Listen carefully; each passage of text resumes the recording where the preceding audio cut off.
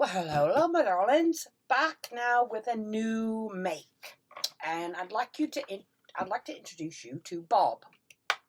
Bob is a little plastic skull that I've had for quite some time. He does have a little backstory to him, but I'll share his story another time. But he's one of the many creative muse items that I keep in my my studio room here. So he's got a special little home up on the bookcase. Next to some of my personal journals. So, but his name's Bob. So I've just pulled him out for inspiration. And I also have an actual like Halloween decoration raven. I can't show you her at the moment. She's actually wired to the top of a curtain pole in here. And her name's Astrid. So, but anyhow, I'm going to have a go at Creep on June. I'm late to the game for it being June, so it may be a Creep on June, July thing, but we'll see. But it's Tracy Fox Creative, her Nevermore Ledger. So it's a monster-inspired, sort of inspired by Edgar Allan Poe, and the writing by Edgar Allan Poe. But it's got all your sort of traditional monsters in it. And I'm loving the illustrations. So, and it's got this quite quirky, not quirky, quirky's the wrong word. It's got a gorgeous sort of color palette to it, with these like pumpkin colors and the teal mixed in, but sort of the blood splatter and everything else in it. So I'm loving the colors, even that sort of grungy botanical look. It's absolutely lush. So, in today's video, I'm going to set out to do the base signature pages. So, similar to Penelope, that I did back at the beginning of my channel, I've got 3 signatures here. Sorry, Bob. 3 signatures here that have 3 pages each. And each signature's got 3 flippy-flappy bits that flap in and out. So stick around, and I hope you enjoy. So, thank you, my darlings. Back with you in a tick. Right, jumping on here, my darlings, just to explain how I want to put my base pages together using the Tracy Fox Creep on June papers. So, I'm going to start off with 3 pages per signature and 3 signatures. So, I've laid out some cheap children's washi tape now on my board that measures about 6.5 by 10.5. So I want my signature pages. These are just the base. So I'll explain a bit more detail now. So that will be page 1. There will be a big tuck back here. That page will flip over, and it'll have a flip out on that side. I've got it on camera, haven't I? Yes, I have. So I've used the washi just to line it up. So back on camera again. First page, there'll be a big tuck back here, because that's been attached. All that'll get embellished. That page then flips out. So that is that tuck from behind, and you've got that page.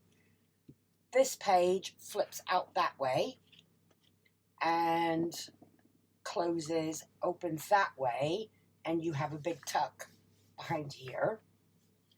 And that page, this comes over, big tuck down there, that page comes over, and that flips out. So it's 3 base pages and 3 overlapping pages that have been connected. So my first base page starts at the bottom corner, and the overlap has been attached there.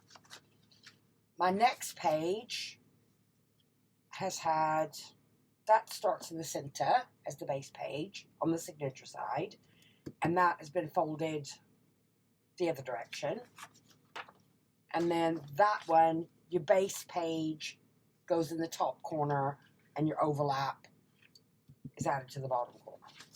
So I have done this once before for Penelope, which was way back when I started the channel. So if you go back and look at episode 1 of Penelope, I do show how I've done it there. So for each of the 3 signatures, I have one page that's folded long ways. I've got 2 pages that have been folded in half. And I've got 3 base pages.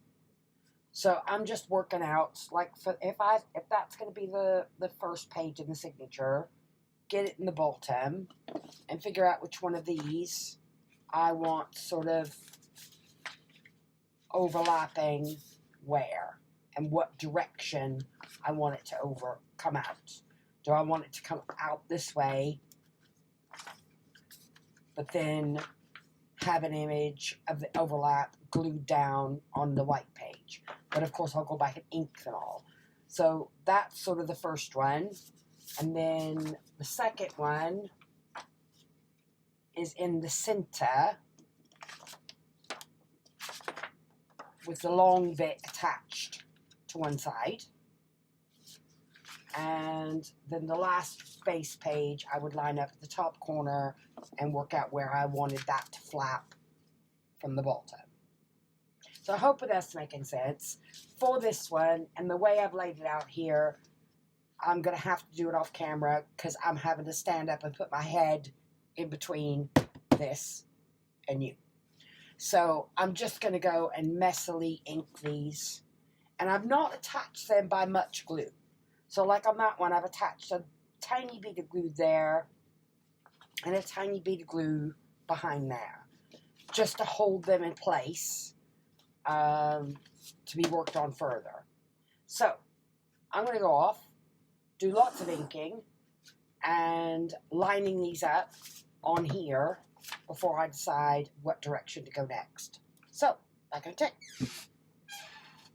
Right, and all glued together. So let's get these clips off.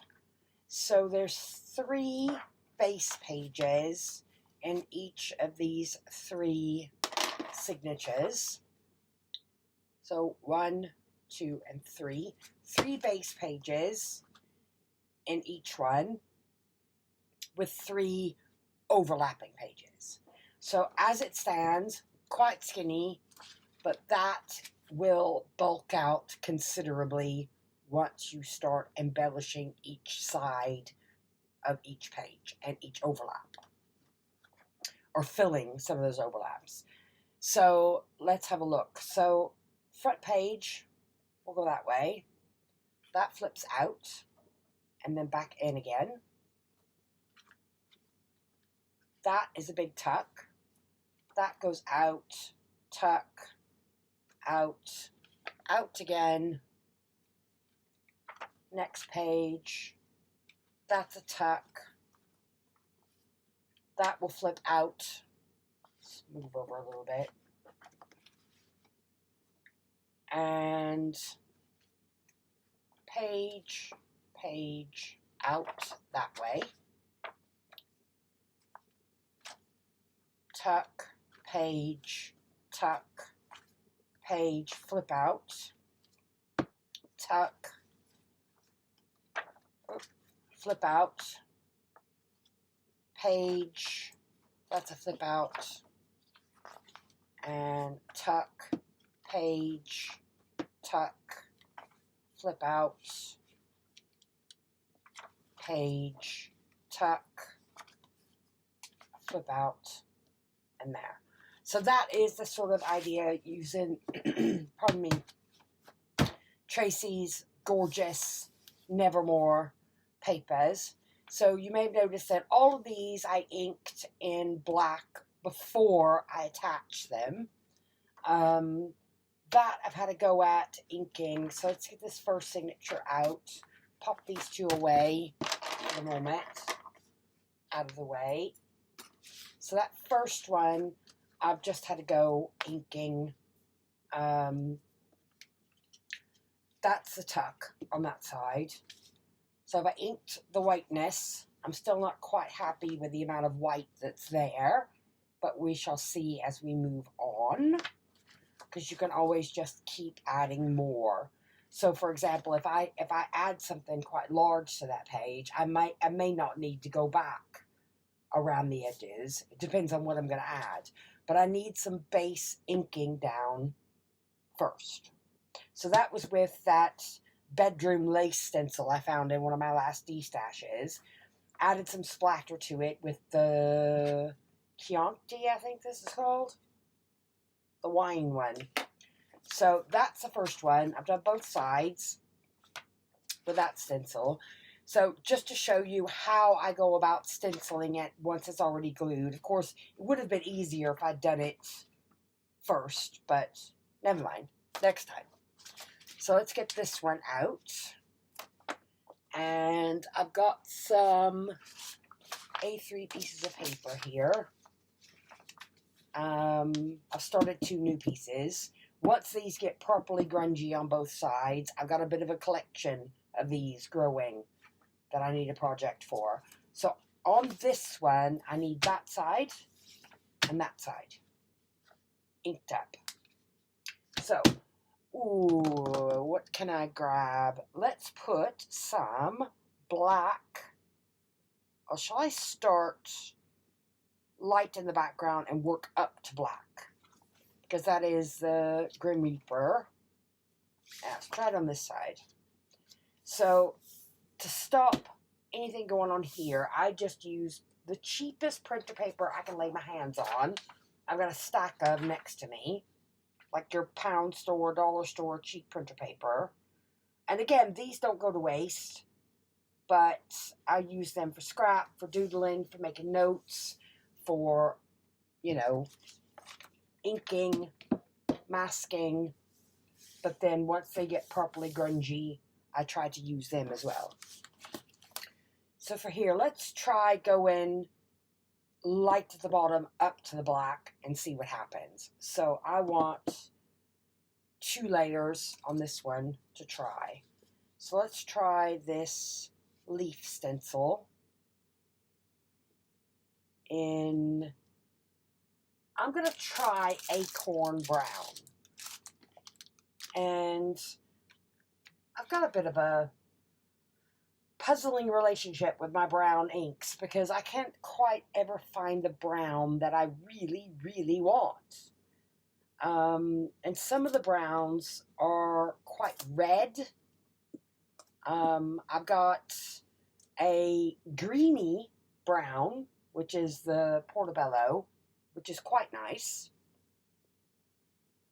But like the pine cone and the acorn, they're very red to me. I've got a Stampin' Up brown, which is really dark. And Vintage Photo is too light for what I'm after here, because I want something a bit darker. So I'm going to leave that stencil in place for a second. And I have this pumpkin color that came in a D-stash. And I think it's really old. But let's see if I can get a little bit of it worked in here. Line up my stencil.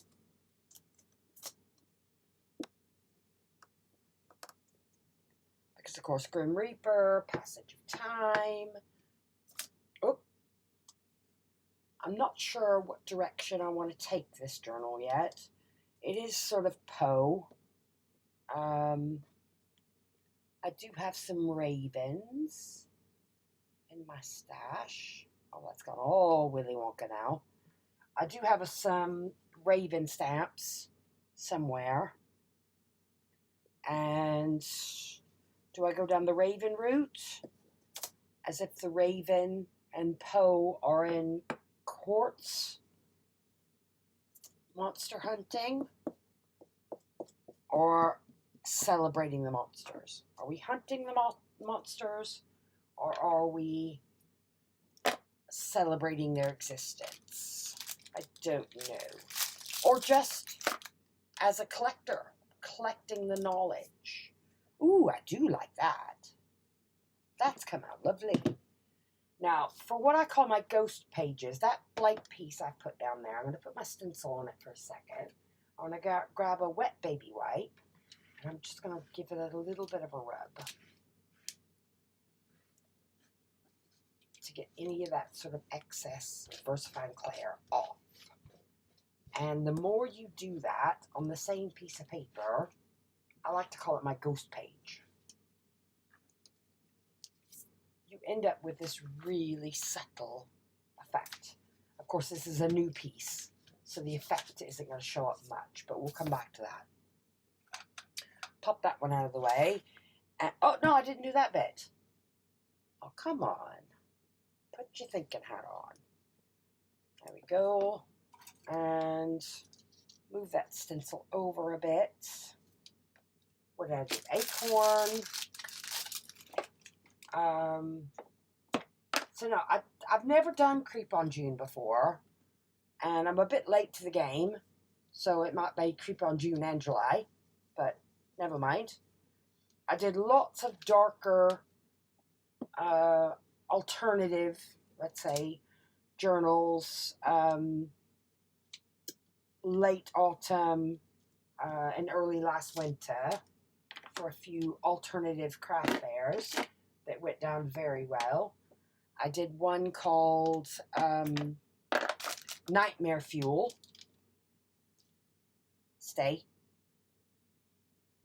Which was very successful. I ended up doing 2 versions of the Nightmare Fuel. So I have some dark digis from that one, which I might be able to incorporate into this one. We will see. And I also want to go back and look at, I've got a copy of Jez from over at 9 Jez Creates.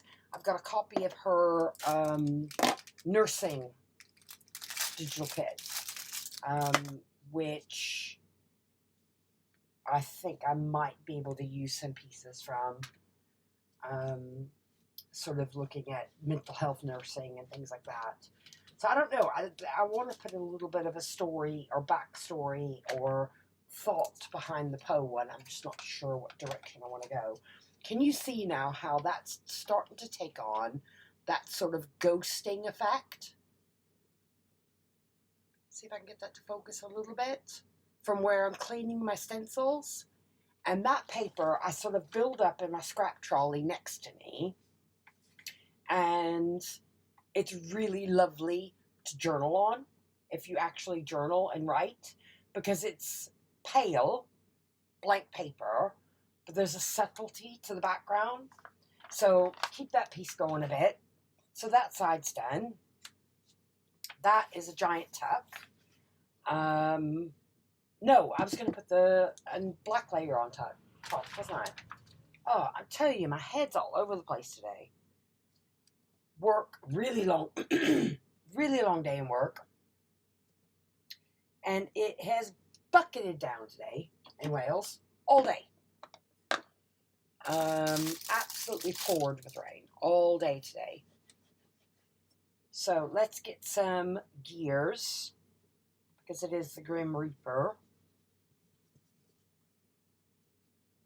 Stay. Oh, come on. I don't tend to tape my stencils down. Get some. Let's have a look. Yes, I like that. And then on this side, I think this stays on pad I've got is on its way. That's okay. Let's pop my weight on there.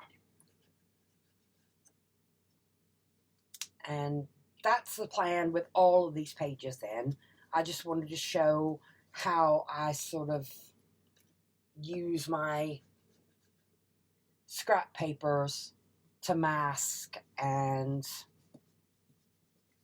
go through. So I'll put something on now to watch. and just sit here with my stencils and try to get some layered effects growing on the white sides of the way I've assembled the signatures, if that makes sense. And try not to get myself too stained up because I got to go to work in the morning. So, here we go. Interesting. All right, let's give this a white first onto that ghost page. I don't know, do any of you out there, do you leave the ink dry on your stencils? Do you wipe them? I've heard conflicting advice on how to care for your stencils. So, any of you out there keen with your stencils, how do you clean yours? How do you take care of them? So that's the ghost page. Again, super subtle. Is it focusing? A bit. Super subtle. Now that, as a journaling background, to me, is lovely. So, and this is the effect we've ended up with for that page. So I've got my sort of Grim Reaper here. That will get stenciled on that side. That now is a lush background for adding something else to that page. And then you've got him on the back. So, yeah, that's the way, that's my thing going forward. So, we've got that. I'm going to carry on with that side. And that is that signature. And I will carry on then pulling more of my stencils out and having a look to do the other two signatures. And then once I've done that, I will pop back on and show you. Back in a sec. Right, my darlings, I got stuck in inking, and I got myself a little lost into an alternative rabbit hole. So I've had to go trying to make my own stencils. I do have a Cricut machine. I'm still learning about it. I'm still working it out. Couple of successes, many failures, but that's the way it goes. That's how we learn. So I've done me a page of just diamonds. This one, I think, it's got some where the machine didn't cut through, but I can leave it as it is, or I can go in with a craft knife and try to do it, but I think that'll hold up for at least a spell. I tried to do that sort of seal and a bird, of course, because it's Poe. But I think I can muddle through with it. It's on a thinner plastic, which the machine was able to cope with. But I don't think it's going to hold up to any sort of long-term use. And the bats. The bats are okay, I think. They could do with bridges, but if I put bridges in them, they're not going to look very nice. So that was the bats. So that's okay. Roll with it. And then I did try, pardon me, some triangles and a sort of knot. And that's on thinner plastic as well. It might hold up for a little spell. So no, it's just something I've been wanting to try for a while. So I've got these ghost pages to play with. They can go in with my scrap. Because see, like that subtle effect, that's nice to put in writing on the back of a tag or something. So a few of those as ghost pages. And inks I ended up using, I had my Stays on Blackout, Nocturne, Twilight, which is kind of a tealy blue, Acorn, Chianti, and then I had these two secondhand, so there's not a great amount of life left in them. There's enough for me to get a feel for the color, if you know what I mean. So I had Crackling Campfire and Pumpkin. So pop these out of the way a minute. And so 3 signatures. No extra pages are going in. These will fill up very they'll fill up and bulk out as you're adding things to all these flaps. So Frank here, and then there's a flip out. So like those blood splatters I did in the Chianti there, it's a bit faded, my stencil slipped on that. But again, this is just background. And when I come to work on this page, if I find that white is too much, I'll carry on distressing. But for now, there's pattern there. A flip out. No, that's a tuck. Make sure I'm squared up on camera. There we go. Our werewolf. Now that writing there I did in the, what's it called? Twilight, that sort of tealy color.